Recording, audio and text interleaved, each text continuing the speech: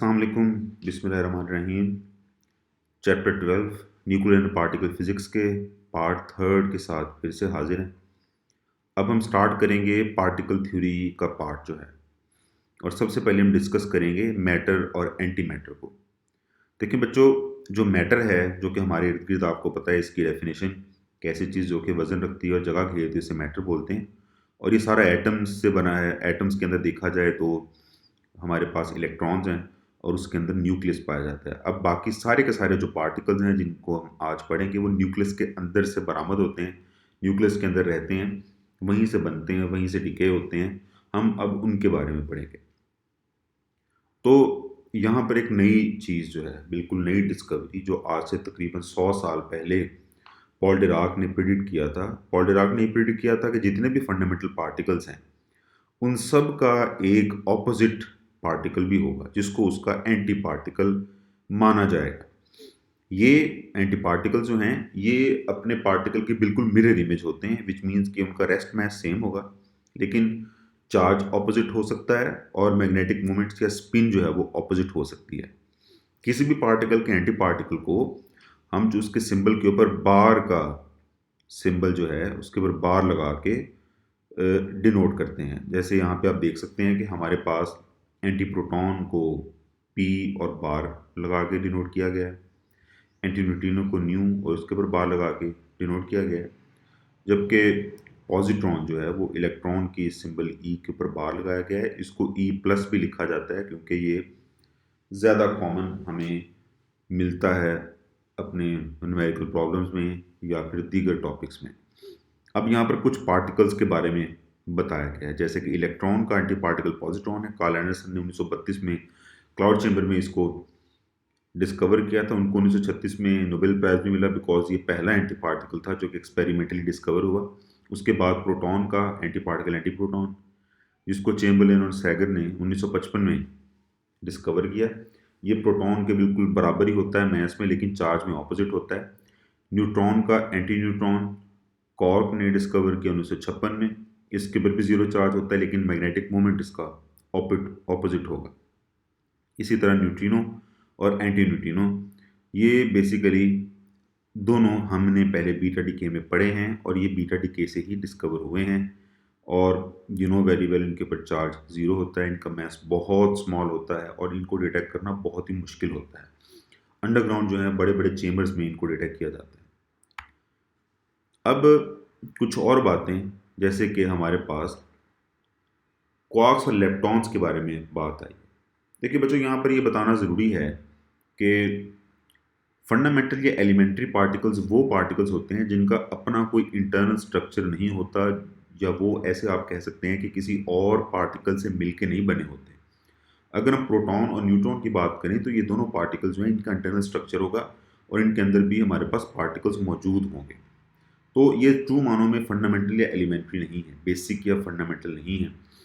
तो अगर उनके अंदर भी झांक के देखें तो हमारे पास क्वार्क्स मौजूद होते हैं। तो क्वार्क्स के अंदर और कुछ नहीं होता, क्वार्क्स को तोड़ा नहीं जा सकता, इनको आइसोलेट नहीं किया जा सकता, इनको फिर हम कहेंगे फंडामेंटल पार्टिकल्स हैं। इसी तरह क्वार्क्स के अलावा हमारे पास एक और क्लास ऑफ पार्टिकल्स है जिसको हम लेप्टॉन्स कहते हैं, जिनमें इलेक्ट्रॉन आता है। ये भी एलिमेंट्री पार्टिकल माने जाते हैं। हर एलिमेंट्री पार्टिकल का एक कॉरेस्पॉन्डिंग एंटी पार्टिकल होता है। यहाँ पे एंड में आपकी किताब में मीज़ॉन्स का जिक्र किया गया है। मीज़ॉन्स जो है बेटा 1960 में डिस्कवर हुए, और मीज़ॉन्स जो है ये नई तरह के पार्टिकल थे। इनका मैस जो है न्यूक्लियन यानी कि प्रोटॉन न्यूट्रॉन का मैस और इलेक्ट्रॉन जो कि बहुत थोड़ा मैस है, इनके दरमियान में कहीं होता है। और मीज़ॉन्स के फ्रेमवर्क से ही बाद में प्रिडिक्शन ये हुई कि हमारे पास मज़ीद पार्टिकल्स भी होंगे जो कि फंडामेंटल होंगे, और इस तरह क्वार्क्स की डिस्कवरी हुई। और इस तरह हमें पता चला कि बेसिकली 1960 में कि हमारे मज़ीद जो पार्टिकल्स न्यूक्लियॉन्स जिनको हम समझते थे कि फंडामेंटल हैं, वो भी मज़ीद पार्टिकल से कंस्टिट्यूएंट से मिलकर बने, इनको क्वार्क्स कहते हैं। क्वार्क के मतलब हम और फंडामेंटल पार्टिकल्स के मतलब हम दोबारा बात करेंगे। अब हम कोई नए टॉपिक को पढ़ते हैं जो कि थोड़ा सा मुख्तलिफ तरफ जा रहा है, और वो है पेयर प्रोडक्शन। पेयर प्रोडक्शन जो है सेकेंड ईयर की किताब में भी शामिल है और अब ये फर्स्ट ईयर की किताब में भी शामिल किया गया है, और हम इसकी सेंस बनाने की कोशिश करेंगे। देखिए पेयर प्रोडक्शन होती क्या है। तो पहले तो लफ्जी तौर पे बात समझे बच्चों, मेरे पास एक गैमा फोटॉन है और वो काफ़ी ज़्यादा हाई एनर्जी रखता है। इतनी हाई एनर्जी कि वो अनस्टेबल है। अब वो स्पेस में जा रहा है और उसका सामना होता है एक एटम से। अब आपको पता है गैमा फोटॉन जो है वो सबसे हाई एनर्जी पार्टिकल और सबसे कम वेवलेंथ रखता है। तो ये बात याद रखें कि जिस पार्टिकल की जितनी वेवलेंथ होगी वो अपने एतबार से उस वेवलेंथ के कॉरेस्पॉन्डिंग जो एटम के अंदर चीज़ होगी उससे इंटरेक्शन करने की कोशिश करेगा। जैसे कि अगर विजिबल लाइट या इंफ्रारेड देखा जाए तो वो आउटर शेल के इलेक्ट्रॉन से इंटरेक्शन करने की कोशिश करते हैं, बिकॉज आउटर शेल के इलेक्ट्रॉन्स का साइज जो है ऑर्बिट का वो काफ़ी बड़ा होता है। एक्सरेज ज़्यादा हाई एनर्जी और कम वेवलेंथ रखते हैं, तो वो इनर शेल के इलेक्ट्रॉन्स या इनर शेल के ऑर्बिट से ट्रांजैक्शन या इंटरेक्शन करने की कोशिश करते हैं। और गैमा फोटॉन उससे भी छोटे होते हैं, अपनी वेवलेंथ में एनर्जी में हाई होते हैं, तो वो न्यूक्लियस के साथ इंटरेक्शन करते हैं। जब वो न्यूक्लियस के साथ इंटरेक्शन करेंगे तो उनमें से फिर एक इलेक्ट्रॉन बनता है। ठीक है, अब एक इलेक्ट्रॉन बनेगा तो याद रहिए, देखें साइड पे लिखा हुआ है जो हमारे पास पेयर प्रोडक्शन में कंजर्वेशन होनी चाहिए। अब याद रखिए बेटा, पार्टिकल फिजिक्स में हमेशा हमने जब भी किसी प्रोसेस को स्टडी करना है तो हमने 3 या 4 लॉज जो हैं उनको कंजर्व रखना है। जैसे कि कंजर्वेशन ऑफ एनर्जी या मैस, बिकॉज मैस और एनर्जी आपस में इंटरकन्वर्टेबल है। आपने मोमेंटम को कंजर्व रखना है और तीसरा आपने चार्ज को कंजर्व रखना है। अब ये बताने के लिए ये समझाने के लिए एक बहुत ही अच्छी डायग्राम है जो कि बनाई गई है आपके लिए, तो हम उसको स्टडी करने की कोशिश करते हैं। देखिए ये पेयर प्रोडक्शन की डायग्राम है, लेफ्ट साइड पे नीले रंग के हाईलाइट के अंदर नीचे बनी हुई है। ये देखिए बच्चों, गैमा रे का फोटोन आया हमारे पास। ये फोटोन जो है ये इलेक्ट्रॉन ये इस न्यूक्लियस के साथ इंटरेक्शन करेगा। ये न्यूक्लियस आपके सामने है, ठीक है। इस न्यूक्लियस के साथ इंटरेक्शन करेगा तो उसके बाद इसमें से एक इलेक्ट्रॉन बनेगा जिसका मैस, इलेक्ट्रॉन का mass you know very well कितना होता है। अगर मेगा इलेक्ट्रॉन वोल्ट में देखा जाए तो तकरीबन आधा मेगा इलेक्ट्रॉन वोल्ट होता है। अब देखिए दूसरी जानिब एक और पार्टिकल भी बनना चाहिए। उसकी वजह कि गैमा रे का जो फोटोन है प्यारे बच्चों, उसके पास कोई चार्ज नहीं है, तो इससे बनने वाले जो प्रोडक्ट्स होंगे उनके पास भी टोटल चार्ज जीरो होना चाहिए। अब इससे होगा क्या कि हम दूसरा पार्टिकल जो है उसको प्रोटॉन बना सकते हैं, और लोग अक्सर यही समझते हैं कि प्रोटॉन बनेगा, लेकिन बेटा प्रोटॉन का मैस जो है वो ऑलमोस्ट 931 मेगा इलेक्ट्रॉन वोल्ट होता है। तो प्रोटॉन का मैस इतना ज़्यादा है कि हम पहला जो हमारे पास जो रूल है या लॉ है कंजर्वेशन ऑफ मैस एनर्जी, उसको हम वायलेट करेंगे। हमारे पास इतना मैसिव गैमा रे का फोटोन नहीं आ सकता जिससे हम एक प्रोटॉन ही बना लें। तो इसका मतलब ये हुआ कि इलेक्ट्रॉन के बराबर चार्ज रखने वाला पॉजिटिव में एक और पार्टिकल भी बनना चाहिए। और दूसरा पार्टिकल बनना इसलिए भी ज़रूरी है कि हमने मोमेंटम को भी कंजर्व करना है।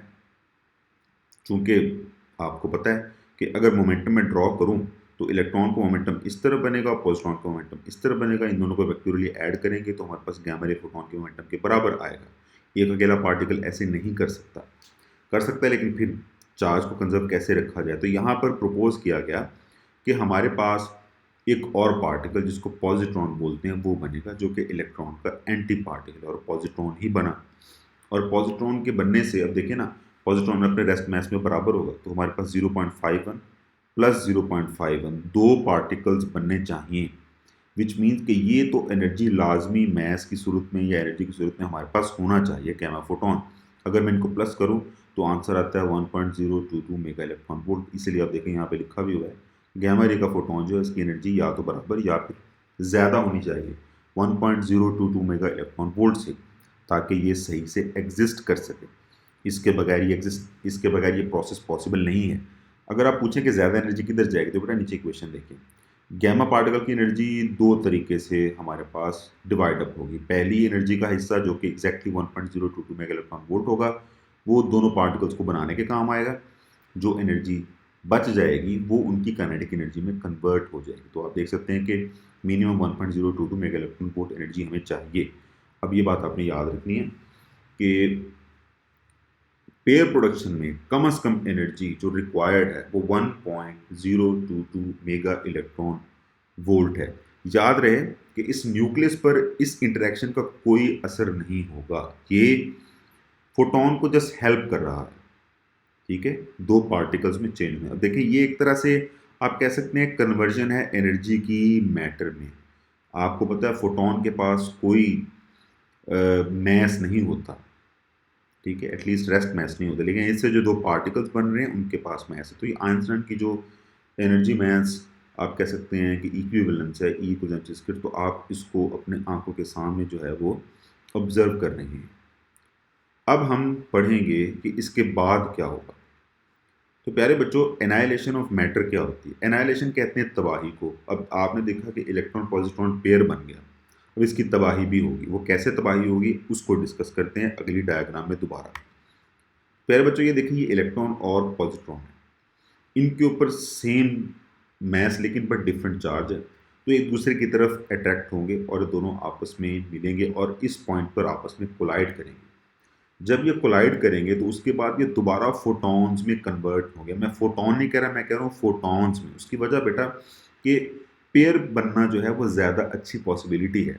जब भी पार्टिकल थ्योरी में इंटरेक्शन होती है तो नतीजे में पेयर बनना ज़्यादा अच्छी पॉसिबिलिटी इसलिए है कि हमारे पास बहुत ही अच्छी तरह से चार्ज को और मोमेंटम को कंजर्व करने का एक तरीका कार आ जाता है। तो यहाँ पर भी ऐसे ही हुआ कि ये दोनों आपस में इस तरह जुड़े और इन्होंने क्या कि ये डिसअपियर हो गए, यहाँ पर दोबारा ये देखने को नहीं मिलेंगे, बट ये किस में कन्वर्ट हो चुके हैं?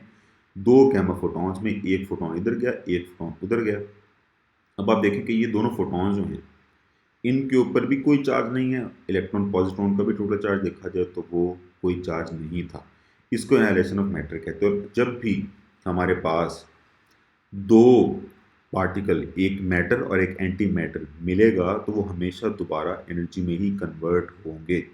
अब एक और चीज़ जो मैं आपको बताना चाहता हूँ वो ये कि अक्सर बच्चे ये सवाल पूछते हैं कि सर अगर हम इन दोनों प्रोसेस को देखें कि पहले पेयर प्रोडक्शन हुई और फिर एनाइलेशन ऑफ मैटर हुई, तो हम ये जानना चाहते हैं या ये समझने में कासिर हैं कि हमारे पास गैमा रे फोटॉन से हमने शुरू किया और गैमा रे फोटॉन पर ही हमने एंड किया।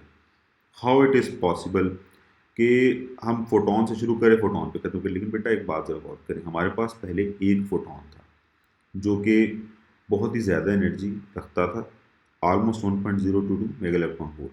लेकिन आप देखें कि इसके नतीजे में ये फोटॉन जो है वो एक प्रोसेस के ज़रिए दो फोटॉन्स में कन्वर्ट हो गया है। 0.51 मेगा इलेक्ट्रॉन वोल्ट का एक और दूसरा भी उसी सेम एनर्जी रखने वाले फोटॉन में कन्वर्ट हो चुका है। तो आप एक तरह से देखें कि फोटॉन ने खुद को स्टेबल करके दो में कन्वर्ट कर लिया। और यूनिवर्स की ये टेंडेंसी है कि जितने भी पार्टिकल्स, जितने भी सिस्टम्स हैं वो अपनी लोअर एनर्जी स्टेट में आके अपनी स्टेबिलिटी को इंश्योर करना चाहते हैं। दैट इज़ वाई ये एक प्रोसेस जो है वो होता है। तो